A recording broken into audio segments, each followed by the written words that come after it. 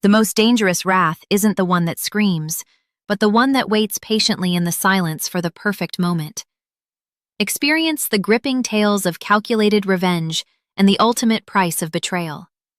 Subscribe now and watch the silent storm finally break on screen. "You weren't supposed to be back until Friday," my brother said, standing in the doorway of my own apartment, blocking the entrance with his shoulder like I was a stranger who had knocked on the wrong door. He did not move. He did not apologize. He just stared at me with that particular expression he always wore when caught doing something he fully intended to do anyway, not guilty, just inconvenienced. Behind him, I could see boxes. My boxes. The ones I had carefully labeled and stacked in my second bedroom before leaving for my work trip to Portland. They had been moved, shoved against the far wall to make room for a pull-out sofa I had never seen before. Still unfolded, sheets tangled, pillows dented. "Ryan," I said. My voice was quiet, controlled. The voice I used in client presentations when someone tried to lowball me, and I needed them to understand, without raising my tone, that I was not negotiating. "What is going on?" It was not a question. He opened the door another 2 inches. Not enough to let me in, just enough to talk at me. "Look, before you get upset," he started. "I am already upset." "Open the door." He stepped aside, finally, with the heavy sigh of a man being deeply wronged by basic accountability. I walked into my own apartment and felt the wrongness of it immediately. It was the smell first, someone else's food, someone else's shampoo, the particular staleness of a space that had been lived in hard for several days. My throw blanket was on the floor. A child's sippy cup was sitting directly on my glass coffee table without a coaster. My sister-in-law Dana was in my kitchen. She was scrambling eggs on my stove, wearing my cardigan, the gray cashmere one I had saved up for, and she turned around with a smile that was entirely too comfortable for someone who had broken into my home. "Nat! Oh good, you're here early. I was just making breakfast. Are you hungry?" I set my bag down slowly. I looked at Ryan. I looked at Dana. I looked at the sippy cup on my coffee table. "Where is my nephew?" I said.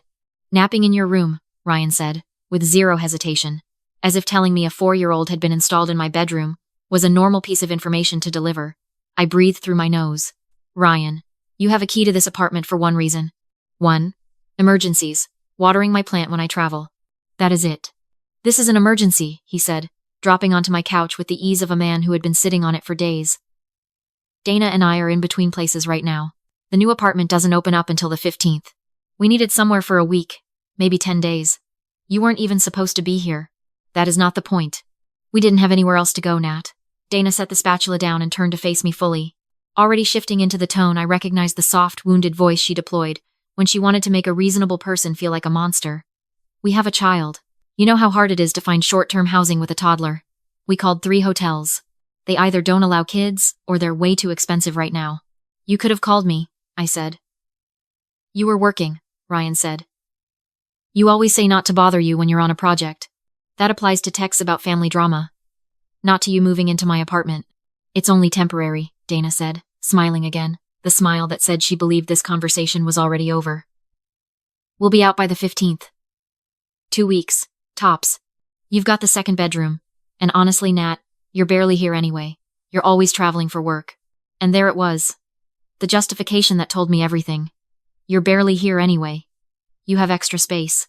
You don't need all of it. You are successful enough that your inconvenience doesn't count. I had heard versions of this my entire adult life. When I graduated college and got my first real salary, suddenly I was expected to cover family dinners. When I moved into this apartment, my mother had made a comment lightly, casually, the way she always delivered grenades about how it was a lot of space for one person. When I got promoted last year and took on a corporate account that tripled my income, Ryan had started calling more. "Just to talk," he said. "Just to catch up." The calls always ended with some variation of a problem that money could solve. I was not a person to them anymore. I was infrastructure. I looked at the sippy cup.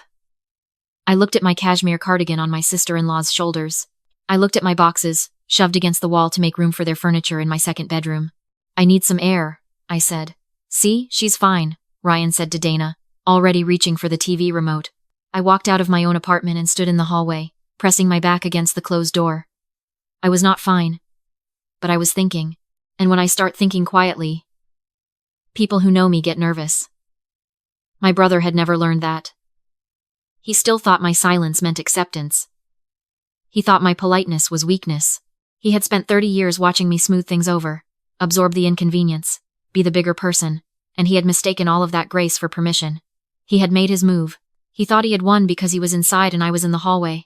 He forgot I owned the hallway. I took the elevator down to the lobby, sat in one of the chairs near the mailboxes, and opened my laptop. I had work to do, but not the kind Ryan expected. The first thing I did was call my building manager. Gerald had managed this property for 11 years and knew me by name because I paid my rent 3 days early every month and had never once submitted a noise complaint. "Hey, Natalie. What can I do for you?" "Gerald, I need to ask you something, and I need a straight answer.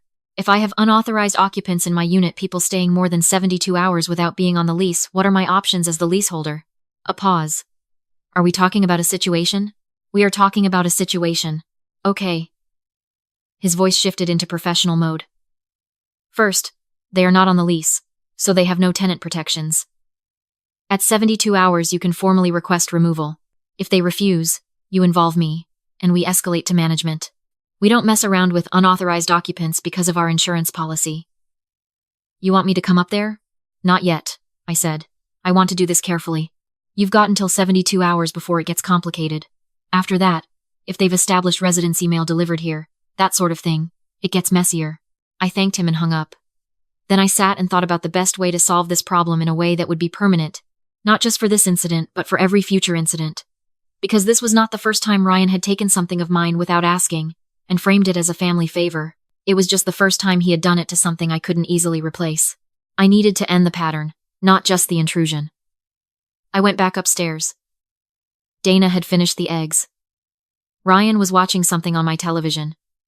My nephew Caleb, apparently awake from his nap, was sitting on my living room floor with a set of magnetic tiles that were snapping together on my hardwood floors. I walked in and sat down across from Ryan, with my laptop open. "I've been thinking," I said. "Good," Ryan said, not looking away from the screen. "I knew you'd come around. I have a proposal." That got his attention. He muted the TV. Dana came in from the kitchen, drying her hands, antenna up.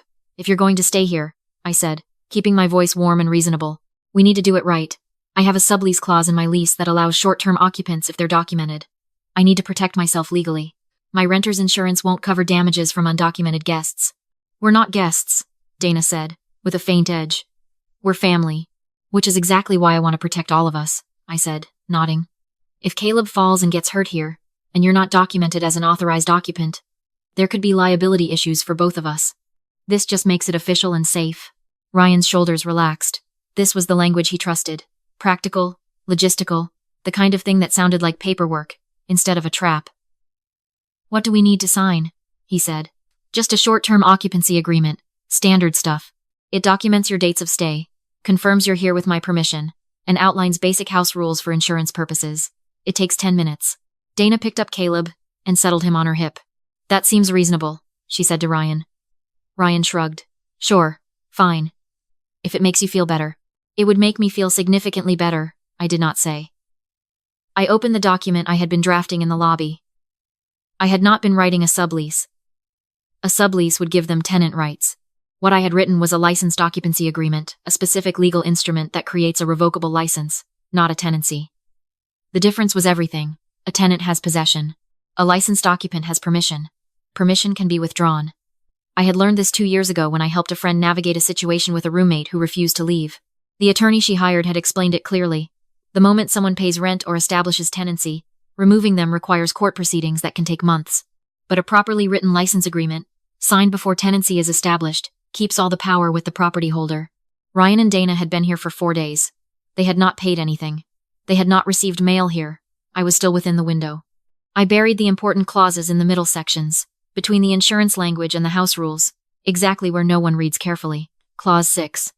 Occupancy is granted as a revocable license only, not a tenancy. No tenant rights are established or implied. Clause 9. License may be revoked by leaseholder at any time, for any reason, with 4 hours written notice delivered by any electronic means. Clause 11.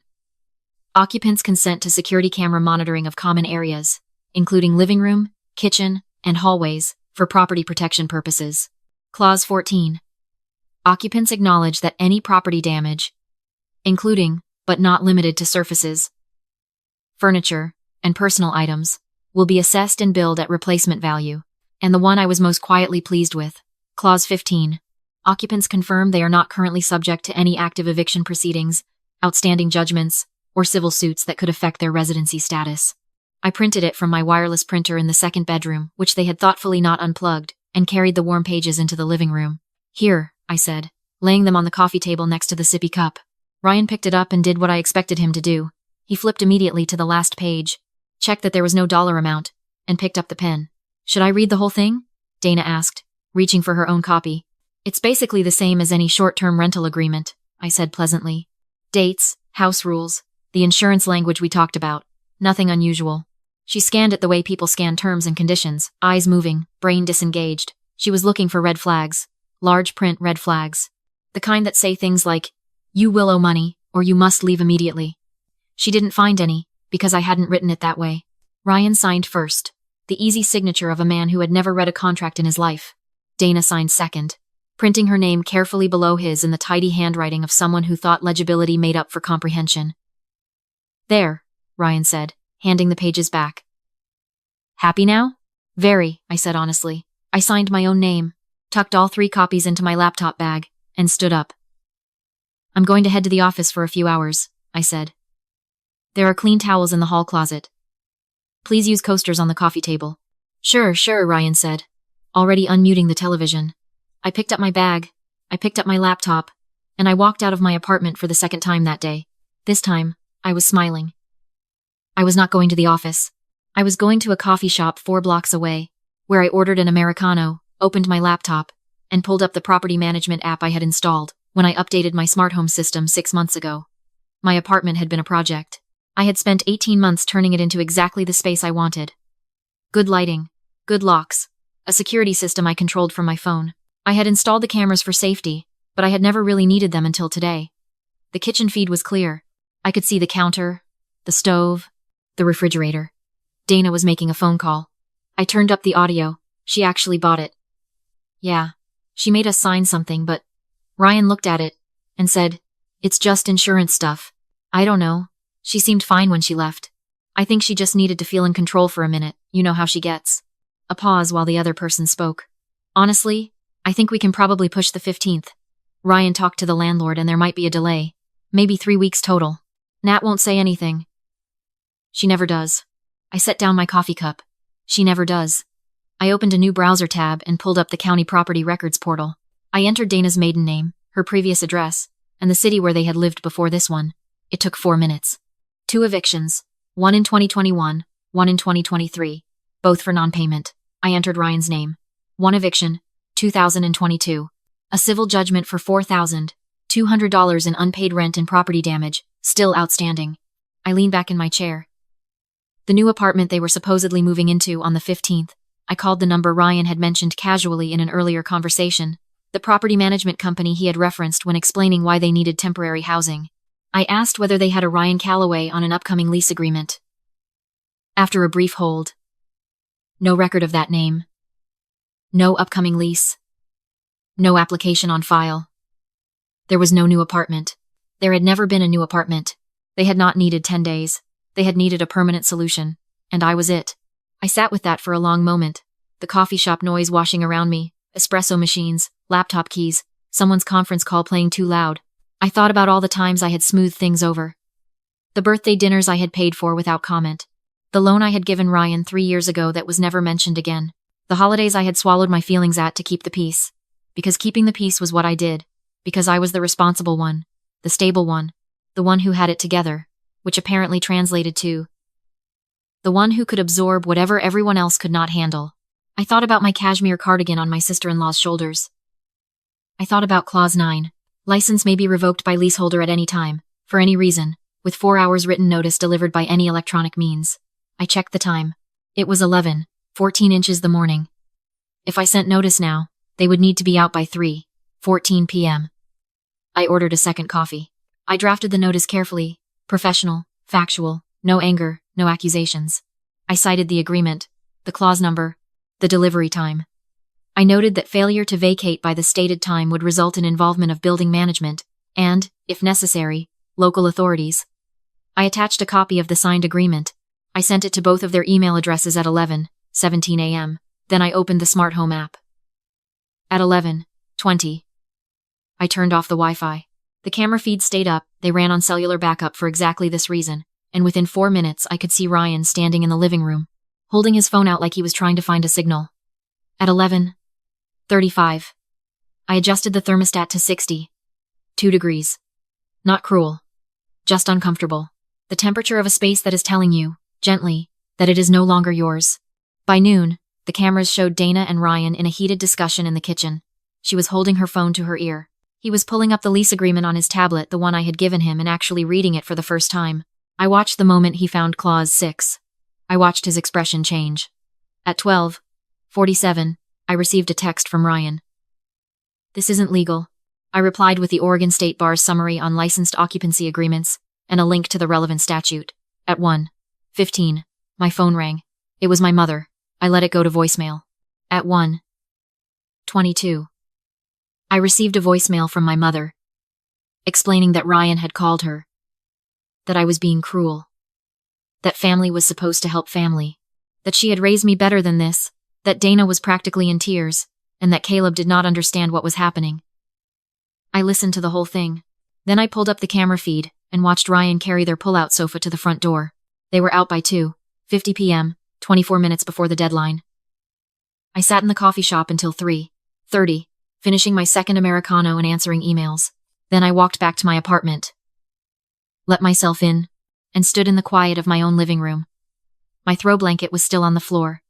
There was a small scuff on the baseboard where the sofa had scraped it. The cashmere cardigan was folded, I will give Dana credit for this, and left on the kitchen counter. I picked it up and checked it for damage. It was fine. I put my blanket back on the couch. I wiped down the coffee table. I texted Gerald to let him know the situation had resolved itself without his involvement, and he sent back a thumbs up and a note that he was glad it was handled cleanly. Then I sat down, finally, in the silence I had paid for and built and earned, and I let myself feel the full weight of what had just happened. Not triumph, exactly. Something more complicated than that. Ryan called twice more that evening. I did not answer. My mother called again the following morning. I let that go to voicemail too. The message was angrier this time, words like heartless and unforgiving, and what kind of person, and I listened to it the same way I had listened to the first one, without flinching, which I think surprised me. 6 months ago, that voicemail would have unraveled me. I would have called back within the hour. I would have apologized for making her feel this way, even though I had done nothing wrong, because apologizing for making people feel things was a reflex I had developed before I was old enough to know it wasn't mine to carry. But I had spent 4 hours in a coffee shop watching my brother read a legal document he had signed without reading, and somewhere in those hours, something had settled in me. Something quiet and load-bearing, like a wall that had been there all along but that I had finally stopped decorating to make it look like something else. I had not thrown anyone out in the cold. It was June. They had phones and credit cards and a network of people they had been manipulating for years. They would be fine. What they would not have, not anymore, was access to me as a resource, not my space, not my things, not my silence purchased by their guilt. I texted Ryan one time, 3 days later. I love you. I will not be available to be taken advantage of. Those two things can both be true at the same time. When you're ready to talk like adults, I'm here. He didn't respond for 2 weeks. When he finally did, it was a single line. I didn't know you'd actually do something. I read it twice. Then I put my phone face down on my desk and went back to work. That, more than anything, told me everything I needed to understand about what had been happening all those years. He hadn't thought I would do something. None of them had. Because I never had before. The assumption was not that I was too kind to act. The assumption was that I was too afraid of their disapproval to act. They had been right about that, for a long time. I had mistaken their comfort for love. I had been buying belonging at full price, and receiving about 30 cents on the dollar in return. I have a different lock on my apartment now. Ryan does not have a key. My mother asked me about this during a phone call we eventually had, the kind of conversation that is less a conversation and more an audit, and I told her clearly, and without heat, that I had made a choice about who had access to my home, based on how they had used that access. She called it hurtful. I called it accurate. The cardigan is back in my closet. The scuff on the baseboard required about $4 of touch-up paint. The second bedroom is my office again. The box is unpacked into a bookshelf I assembled on a Sunday afternoon, with a podcast playing, and nobody's chaos pressing in from the other side of the door. I am not estranged from my family. I am just no longer available to be a soft place for everyone else to land while I absorb the impact alone. I thought, for a while, that the hardest part would be their anger. But their anger turned out to be manageable, because anger has a shape I could understand. The hardest part was the silence inside me, the place where the guilt used to live, so familiar that its absence felt strange for a while. Like a sound you've stopped hearing. Like pressure you didn't know you were carrying until the day you finally set it down. I set it down on a Tuesday morning in June. I sent an email with a clause number in it. And I have not picked it back up since.